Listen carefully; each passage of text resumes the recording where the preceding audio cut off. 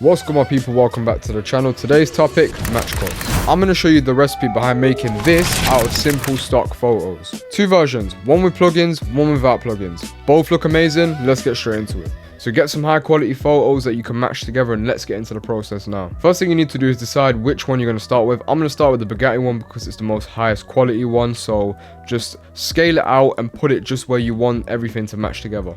So I want it to be relatively central, so I'm going to keep it around here. Now there's one thing we need to do. Click off your clip and go up until this bit here. You'll see an ellipse tool and then you'll have all these ones if you hold down your left click.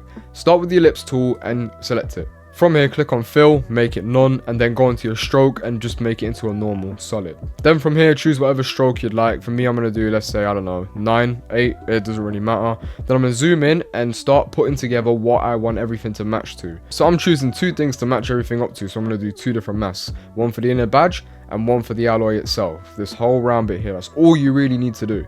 I'm just saying that so I can get a nice consistent match cut. So I'm going to zoom in, make sure none of your clips are selected, and then hold shift and drag out with your left click. From here, you can use V and move it around, then just keep selecting it until eventually you get something you're happy with. I'm not going to go fully and do it perfect, because I'm just going to show you guys the process, but you get the message. But yeah, I'm more than happy with that. So now you need to click off that solid and make another one with the ellipse tool. That's if you're doing more than one point. So for me, I'm doing two, just to make it a bit more kind of realistic looking. So I'm going to up the stroke so I can see it a bit better.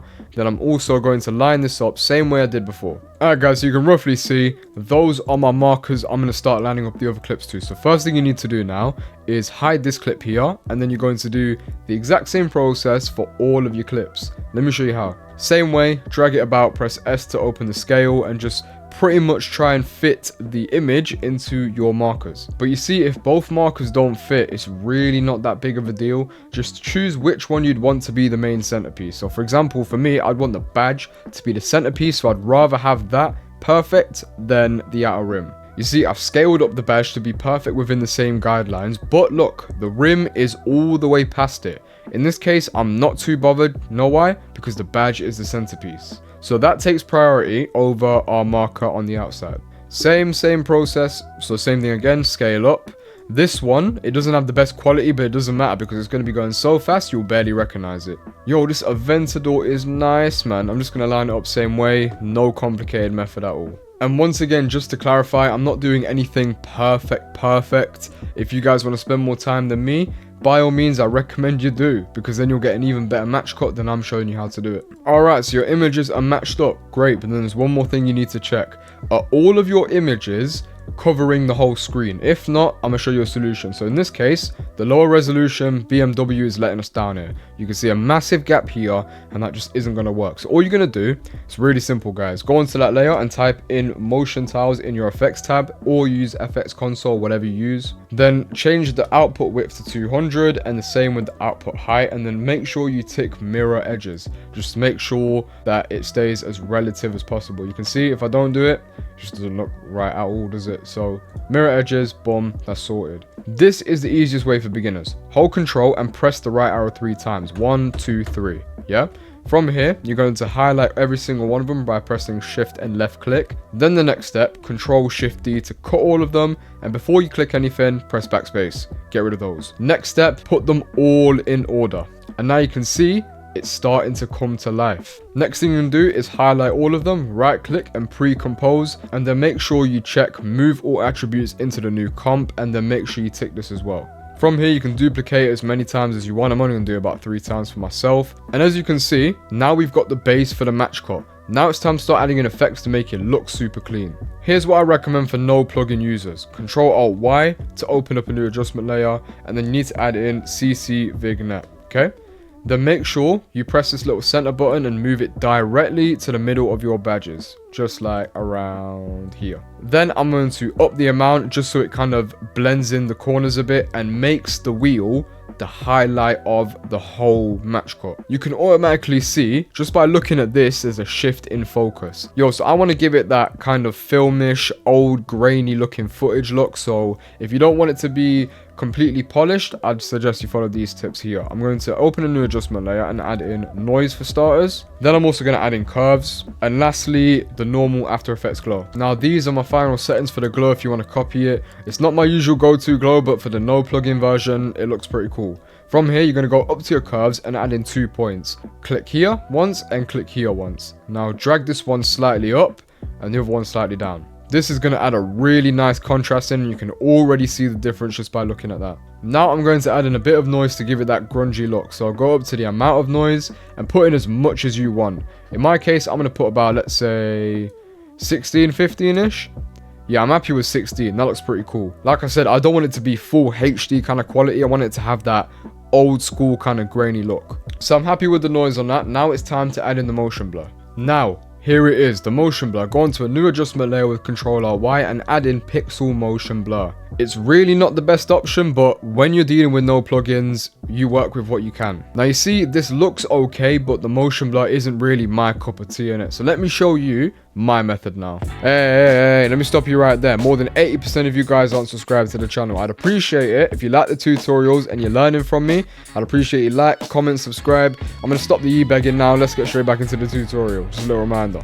So I'm going to delete all the no plugin overlays. I'm going to warn you in advance, I'm going to be using a good few different plugins. Number 1, same CC vignette. Number 2, I'm going to keep the same curves and the same amount of noise. You see, this time I'm not going to be using normal glow, so I've deleted that. I'm going to be adding in Sapphire's glow. This gives you a lot more control with the colors and it just looks better. So this time I'm going to add in a slight blue tint, just like this. I'm going to up the brightness. What you're going to do is select all of these and pre-compose it. Alright, on to the next step, which is motion blur. I'm going to be adding in RSMB. I would take this any day of the week over pixel motion blur. I highly recommend you go find this plugin, because you can automatically see at 0.5 it's starting to morph in a lot better than pixel motion blur does. See what I mean? It's a lot more smoother. And to me, I want it to be a bit more though. I'm going to put it at 0.8. And to me, I'm pretty happy with that. But now it's time to add in the next steps to give it some motion. What we're going to do is turn it into a 3D layer with this cube here. Make sure to add motion blur as well.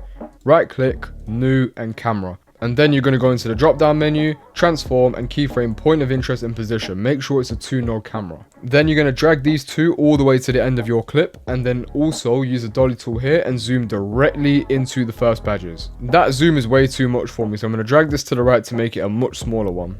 But I do think the RSMB is a bit too much, so I'm going to transfer it over to an adjustment layer, and let me tell you why. Because now we're going to be doing something different.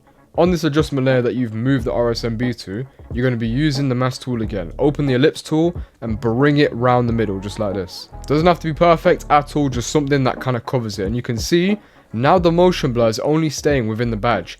We want the opposite of that. So go down into your mask and invert it, just like that. From here, you can move it about, do whatever you'd like in it. But then for me, the main thing I like to do is go into the mask path and mask feather and just feather the living shit out of it. And now you can see it's starting to work its magic. But for me, both motion blurs are too little for me. Let me explain why. You see, with the badges themselves, I want them to have at least a little bit of motion blur. Right now, they have 0 thanks to our mask. And on the outside, frankly, I don't think there's enough. So you're going to duplicate this adjustment layer.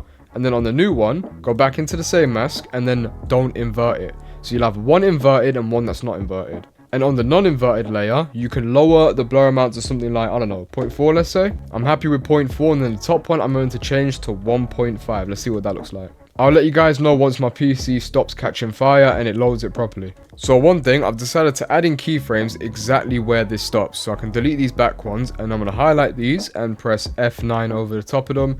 This is going to ease the camera motion and make it a lot smoother. And there you go, it's looking quite cool now, but this time I'm going to actually get the same keyframes and drag them out a bit more. And that, guys, is pretty sick. Here's a couple things you can do to go the extra mile though. So we finished with the main base of the match cut, but for me, it doesn't look grungy enough for the effect I'm going for. So essentially, I'm going to be going into my preset pack, which is called the Trap Essentials. You've got a lot of options to choose from, as you can see.